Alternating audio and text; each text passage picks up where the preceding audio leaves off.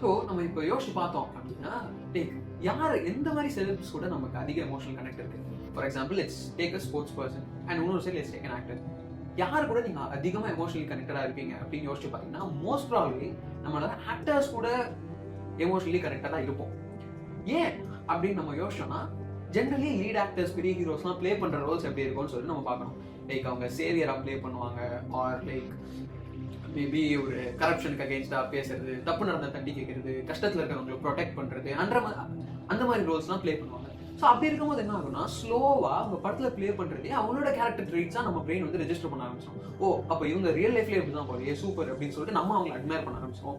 So அதனாலதான் generally வில்லன்ஸோட ஹீரோஸ்க்கு நிறைய like emotionally இன்வெஸ்டடான people வந்து இருப்பாங்க.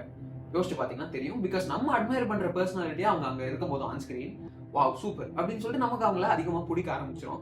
அண்ட் அதுவே அவங்க ரியலோ அப்படின்னு சொல்லிட்டுமே நம்ம வந்து ஃபீல் பண்ண ஆரம்பிச்சிருவோம். இதுதான் இந்த ஃபிக்ஷன் வர்சஸ் ரியாலிட்டி பிளராகவுமே கன்சிடர் பண்றாங்க.